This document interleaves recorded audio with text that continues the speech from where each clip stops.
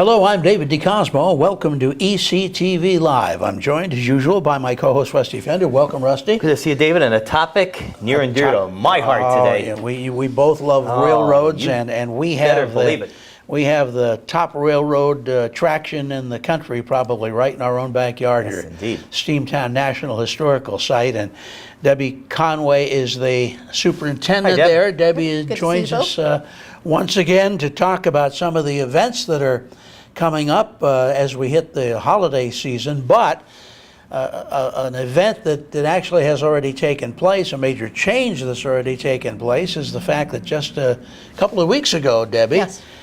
You folks dropped the admission fee. That yes, we was, did. And now it never was a tremendously high fee anyway. No, we've had a $7 per adult fee for, I believe it was about 10, 12 years at least. And honestly, we've done a real in-depth analysis of our fee collection costs and everything associated with that, and determined that really it was costing us more to collect the fees than it was to that we were taking in, the revenue we were generating. Yes. So took a few hoops to jump through, but we were able to jump through those hoops and make it so that we could waive the entrance fee. I think this is fantastic for a couple different reasons, but one of which is what I refer to as the Empire State Syndrome. You know, people that live in the area, people who live in New York City have never gone to the Empire State Building. That's correct. And you have a lot of people right in this area, and this area meaning northeastern Pennsylvania, not just Scranton or Lackawanna County, that have not gone there. And I don't know that the fact that there was a fee discouraged them, but if they perhaps had 7 family members with them, right, they might have thought twice about that. And now it's a matter of just going over and walking in and enjoying it. And I just think it's going to be a real boost for you. Now, I want to be perfectly honest about this, folks. Understand that there are still some fees involved for particular things. Sure. Debbie, that would be the excursions, right? Right, our excursions and our train rides, exactly. That's a different type of fee. That's kind of a cost recovery fee for us, and those are, our trains are very expensive to run. Sure. So we are still maintaining fees for those, and there probably will be some special programs over the course of the year, such as like RailFest, that we will have an admission charge for that, because it's very very costly to be able to bring all that equipment in and all the special events that we have going on. But we'll still do some fees, but for the most part, if you wanted to come and walk through the museums, look at the exhibits, just kind of see the equipment in the yard, there is no longer a fee. This is going to be the perfect promotion. David is right. I worked in New York City for 20 years. Never been to the Statue of Liberty. I worked at the World Trade Center, the former World Trade Center, for 4 years. Never been to windows on the World, the observation deck. When it's in your backyard, I think the mindset is, I can see this anytime. And then it's not going. And you never do. Yeah. Right. It's true. Right. So my thought was, obviously. One theory was you could have increased the fee to kind of recover the cost of collection, but I really didn't think the economy of the area would support that. And our thought was, if we eliminated the entrance fee, we might see an increase in ridership on our short train rides. This time of year we're just doing Friday, Saturday, and Sunday with our short little yard shuttles. Those are $5 a person to ride. So, normally if you were a family of 4 coming, mom and dad had to pay the $7 entrance fee, and then depending on the age of your kids, you were paying another $20 to ride the short little train ride. It's a few $100 day. So, it starts adding up. So, we've already noticed, personally, I've noticed just watching the numbers the last few weekends, obviously with fall colors, we're usually a little bit busier this time of year, but our ridership on our short train rides on the weekends has really been kind of high. I think this weekend, one day was 156 people, I think, on Sunday. I think we had over 200, That's 230. Where does it still go to? Moscow and then back? No, this is just the short one in the yard. That's only $5. Oh, okay. But we, our excursions on the weekends go to a variety of locations. So this past weekend, I believe we had Moscow on Saturday, and we had Cresco. All the way to Cresco on the old Sunday. DLNW. Yes, Yeah. yes. Oh. And then this weekend, we're not running on Saturday because we're really focused on our holiday spooky spectacular and the trick or train event. Yeah, we'll get into that in with just a minute kids. too. But on Sunday, we're going to Gouldsboro. Boy, I didn't see that one coming. That's great. Yeah, doesn't that work nicely for us? That's Yeah, Gouldsboro. fantastic. I'm going to steal that and use it wherever I can, I think, in the future. Well, you should realize that there's beyond the train excursion possibility. There's just so much to see at Steamtown. This is a huge exhibit. This isn't like walking into one small building and seeing some artifacts. And not to mention the fact that every one of these artifacts is as big as a 747. No, you're not kidding. Right. Absolutely. Yeah, I think people are really surprised.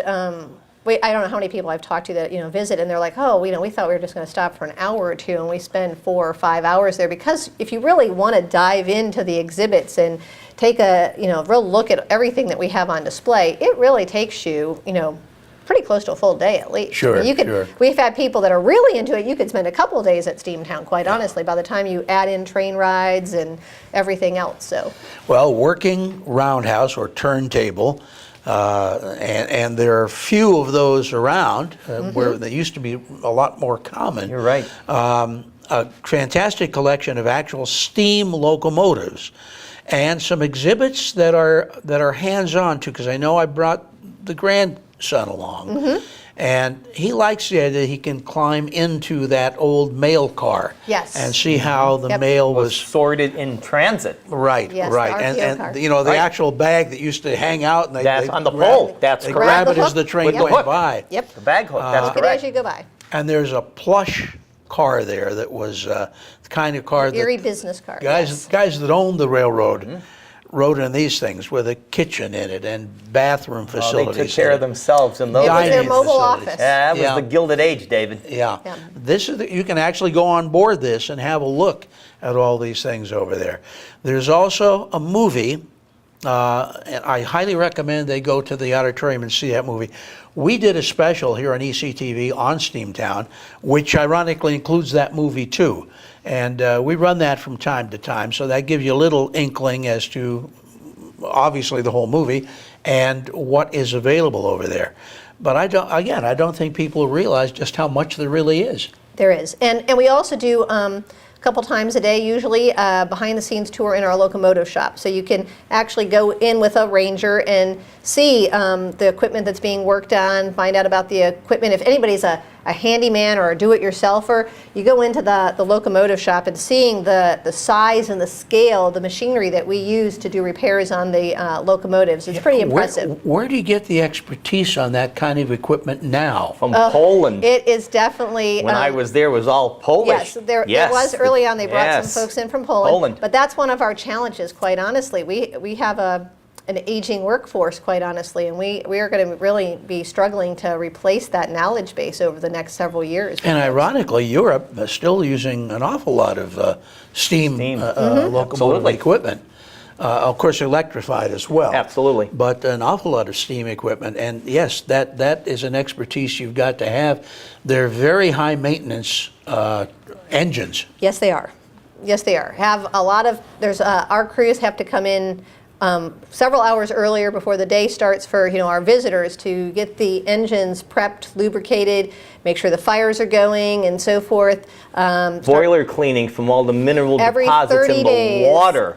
People Yeah. don't think of all Yeah. the minerals in the and this is purified water in the area. Could you imagine those days when you had a water tower pumping out of the ground, the mineral deposits that were caked on like calcium and limestone back in those days? Yeah, of the building early up days? in the boiler. Better Yep. believe it, from all that hot water just calcifies the entire inner structure of the boiler system of that. Yeah, we do a boiler wash every 30 days to clean out the inside of the boiler, check the fire tubes and so forth, make sure we're not getting any kind of blockages or anything along those lines. So yep, it is high maintenance. How Definitely. much of what you do depends on volunteers? Oh, heavily on volunteers. Heavily on volunteers. Again, Rusty, you mentioned bringing in the folks from Poland early on. I think when the park was created, our locomotive shop probably had somewhere around 30 folks working in it. Unfortunately, due to budget cuts and all the, I hate to use those terms, but just attrition and so forth, we're down to about a dozen people working in our locomotive shop. So paid employees. So we rely heavily on volunteers. Probably the biggest part of our volunteer program is our train and engine services. Those are the folks that serve as engineers, conductors, trainmen on our trains. Right. And then a lot of them also, there are a group of folks that like to come in and work in the locomotive shop besides next to our preservation specialists and learn some of the techniques or just serve as an extra set of hands to work on projects. So over this summer, we actually had a couple students from Johnson College that were sort of interning with us a little bit. One of them actually worked on the headlamp for the 3713, the Boston Maine 3713, which is a project that we're really trying to That's a good move thing because forward. they're mechanical engineers usually in training at the Johnson Institute. And there's machinists and so Yeah, forth, so exactly. they're getting some actual hands-on exposure, and we're getting some projects completed that we really need to. So, I mean, that's a sort of a start of a relationship that we're really hoping will take off and will help bring more folks into the park that can help us in those areas. You couldn't run that to the extent that you run it without the volunteers. Just to no, we bring in the couldn't. Canadian Pacific Big Boy alone is probably a massive expenditure in your entire budget. Well, One engine. I've said to folks, especially in the Park Service, that we have a what I think is a fair-sized budget for a medium-sized park. And we have probably a fair-sized budget to operate a scenic railroad. But when you put the two together, it's almost like we're trying to do two things with one budget. Yeah. And it really is quite tight at times. But people can come in and actually see them work on the equipment? Certainly, we do that with ranger guided tours. You can't just wander through the shop because there are safety concerns and so forth to make sure people don't wander into equipment that's operating. We don't want anybody getting hurt. Yeah, these things weigh tons, not ounces. Yeah. Yes, but yes, we do ranger guided tours into the locomotive shop so people can see the folks working on the equipment. I think that's another great thing, that people get some exposure to something. It used to be done here all the time on all the railroads around the area. You're right. And now this is about the only place you can see something like The that whole being done. Chamberlain, that was where that was the Yes. shops, Yep. right Yeah. adjacent to Steamtown. They used to do everything there for the whole Delaware, Lackawanna, and Western, And and there- now people don't even know that stuff was done There are here. some fantastic photos in our archives of that building when it was the locomotive shop, and you'd have 4 or 5 engines and these huge cranes that could lift up pieces and take Right. them all the way Yeah. across. And On you'd the have- rails, on the Yes. ceiling, yeah, Yes. absolutely. Yeah, so there's some fantastic, it's all part of the same rail yard. Yeah. But some Well, fantastic Cranky the photos. crane does that on the Thomas thing all the time. My grandson and I watch those constantly. Well, I know one of our rangers jokes about, when you have your model train display, the big hand comes in and moves things. We don't have a big hand, so you have to have the turntable and the overhead cranes here to move those things. Sure. So. Well, as of now, free admission to Steamtown. So if you have not been there, go. If you've been there, then go back, because that's another thing, is you try to, as much as possible, change exhibits from time to time too. Certainly. I mean, obviously, our history and technology museums are pretty, static. Although, we're probably due for a refresh in some of those if we can get the funding. But we have changing exhibits all the time, different special displays and so forth that come in. Some of them are photographic or artist, type of displays. Others are using artifacts from our museum collection that we pull out of the storage that aren't on display on a regular basis. People get a chance to take a up close look at those. So we try to do a variety of different things to keep people coming back and give them a fresh Sure. look. I'm hoping one of the days you get my crossing. I furnished a lot of things actually back in the early 90s to Steamtown when they were getting off the ground. And one of them in storage is an actual railroad crossing stop, look, and listen sign with the beveled edges on a T-rail. And it's the standard 16 feet high with the steel. And I furnished one. I have one for myself, and I furnished one from the Lackawanna Valley's Harvey's Lake branch. Okay. Right now, they're dismantling the trestle in Coxton Yes, from that yes. very branch to Forest Castle, and went to Harvey's Lake back until 1961 and donated that. But because it was all lead paint and because the paint was flaking, they decided to put it in storage for a while. So you look into that and see I if you will. can get that back onto.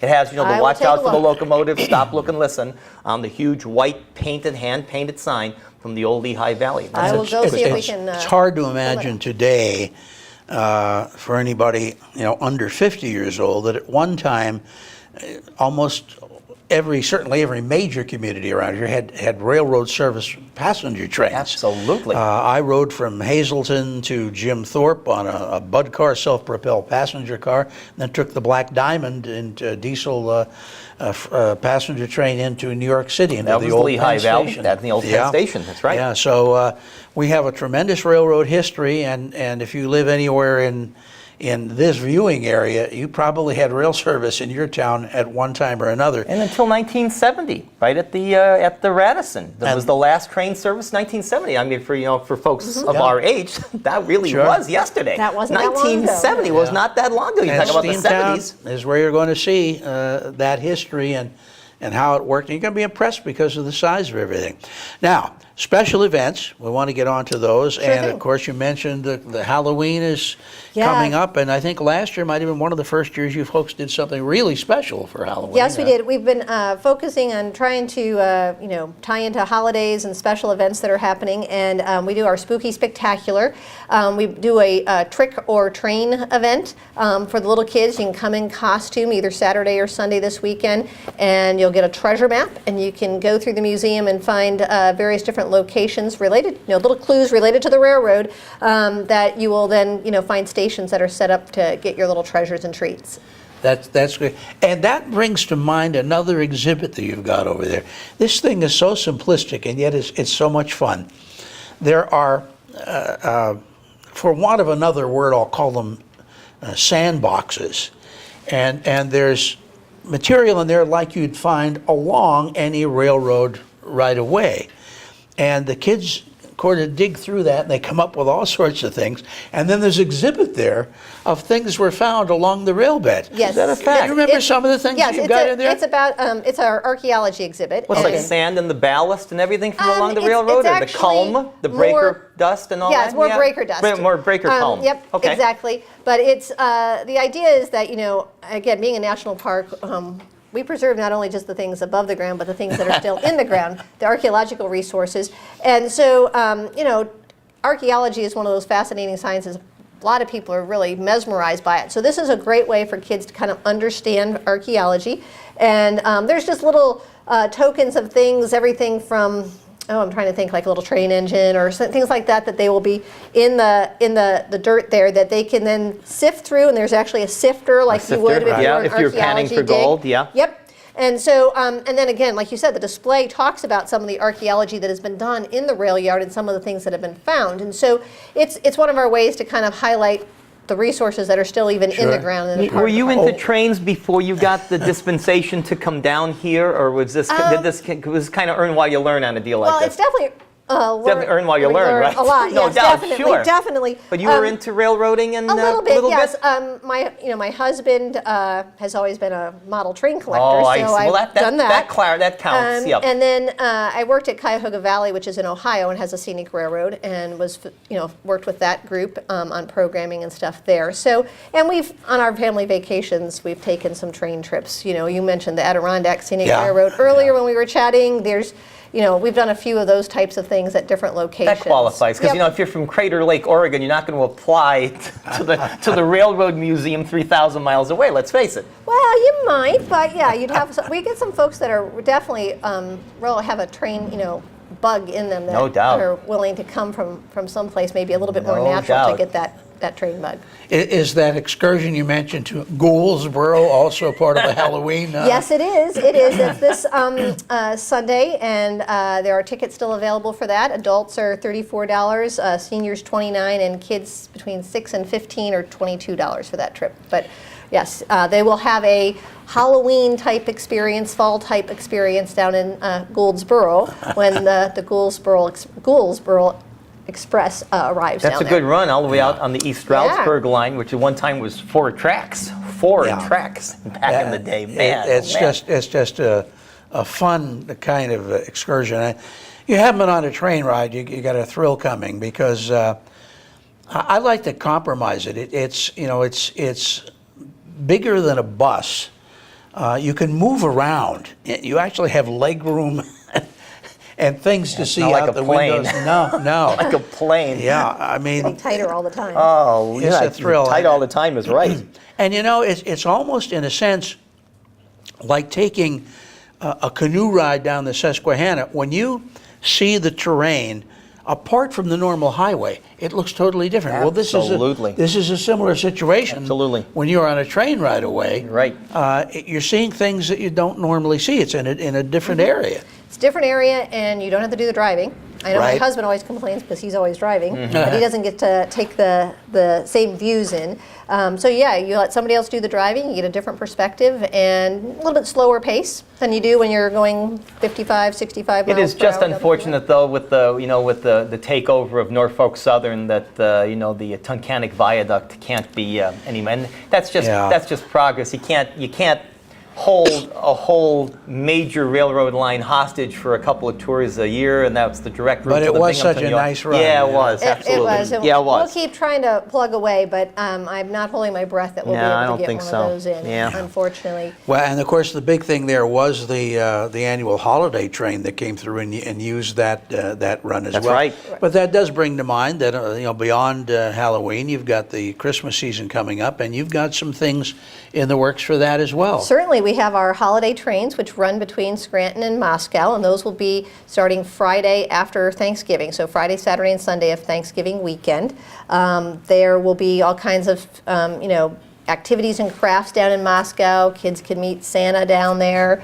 There's caroling and things along those lines on the train. So So the train goes, and then you get off Get in off there. Moscow. There's a station there, Yep, yes? there is. Right. The station, we work with the Lackawanna Wyoming Valley Railway Historical Society that mans that station, and they help sponsor the activities that are there, all the craft activities and so forth, and there's Is that treats and station goodies. open to go into? Only usually when they're there. For That's the what I trains. thought, Yep. when there's something Yep, going when on, there's right? something going Right. on there. So we'll be, the tickets are on sale right now for those trains, and I know some of them are filling up pretty good. So if you have any interest, I would highly recommend that you give a call over to the park. I guess the holiday runs, I guess, are extremely popular. Yeah, they usually so- sell out. And so our main phone number is 570-340-5200, and I would highly recommend you give a call if you're interested and make your reservations for those trips as soon as you can. Now, I have a question about that run, because that is one of the popular spots going from here up to Moscow. When you're here in our yard at Steamtown, you can use the turntable and you can set that locomotive up just where you want, so it's at the front of the train. Now it takes you out to Moscow. Certainly. When it comes back, where's the engine? They use a runaround. We do a runaround How out do you there. do that? Yep, we do. Yeah. It may be facing, the engine may be facing a different direction, but it's But it'll be still in Right. front of Yep. the And train. it's going to be the tender first, then the engine, then the cars on the way Okay. back. So Yeah, and it's a unfortunately, runaround. we don't have a steam engine power enough to do the main line. Our steam engine only does the yard, and we have run it up to Carbondale a couple times because that's a pretty Wow, flat that's, run. yeah, it is. But yes, we've been using still diesels to go out to Moscow. But yes, the engine will be going a slightly different direction when you come back, but it will be on the front of the train. And that's a very popular run. How long does that take, that excursion? Well, usually, again, part of it's the time that we spend on site. You're usually taking 30, 40 minutes to get out to Moscow, and then we're usually there an hour and a half or so, depending on the activities we have going on, and then the run back. So I believe those trips let me double check, but I want to make sure. Yeah. I think those trips going for Christmas, you would leave like at 9:30 and you'd get back at about 11:45, close to noon that day. It's a fun. that's It's a good. fun day. Yeah. It's a Yeah. fun run. And I think on Fridays and Saturdays of Thanksgiving weekend, we're running a morning one at 9:30, and then we're running an afternoon one at 1:30. So there's 2 trips each day, and then on Sunday we just have 1 trip at, I think, 12:30. Right. Now, I will remind you once again that while the Steamtown Historical Site is now admission-free, you go in for, that the excursions do carry a cost, and that is so they can recover the cost that to run those excursions. That's got to be an expensive proposition with It is. that heavy equipment being used. For people that want information about any of the things we've talked about, Sure. even if it's just coming and what kind of exhibits do you have, tell us about your phone number and again your site that you got your. Sure. Well, obviously you can go to our website, which is www.nps for National Park .gov, Service right? Still? Yeah. and then there's a /STEA for Steamtown, and then you'll find information on our excursions, our special events, our regular programs on that site. If you want to call for reservations, I would recommend calling the park's main number, which is 570-340-5200, and then you can just pick the button to go to the fee booth, and they will be able to make reservations for you. Okay, I've saved a minute for myself to bug you on my project that I'm praying for all the time. Steamtown has in its possession a model train, a riding train, the kind you see like Knobel's amusement park.